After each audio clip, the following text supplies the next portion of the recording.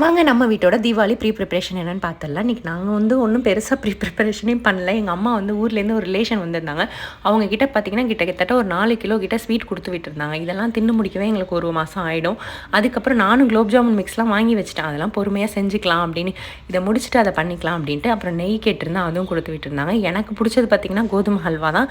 மற்றதெல்லாம் பார்த்திங்கன்னா அவங்க பேரனுக்கும் மாப்பிள்ளைக்கும் பிடிச்ச மாதிரி தான் எல்லாமே வாங்கி அனுப்பியிருந்தாங்க. ஸோ அதெல்லாம் எடுத்து ரீப்ளேஸ் பண்ணிவிட்டு, இது போக பார்த்திங்கன்னா என் ஃப்ரெண்டு வீட்லேருந்து பார்த்திங்கன்னா முறுக்கு, அதிரசம் அப்புறம் அவங்களும் சுட்டு கொடுத்து விட்டுருந்தாங்க.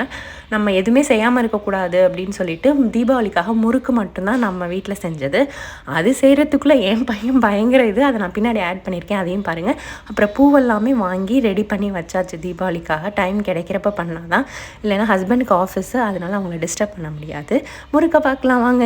இப்படி சுத்து, இதை பிடிச்சிக்கிற அம்மா நீ சுத்து. Okay, time to roll up. Super.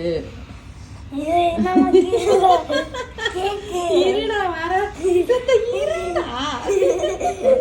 ஐயோ. நாராகு நீ போட்டு என்னது இப்ப? இது கேக். கேக்கா? இந்த வரங்க இந்த இடத்த கீழே போடாதடா. இப்போ நல்லா கூட்டியிருக்கேன். ஒரு வழியாக முறுக்கை சுட்டு எடுத்தாச்சுங்க. இப்படி தான் நம்ம வீட்டோட தீபாவளி செலிப்ரேஷன் போணுச்சு. தேங்க்யூ.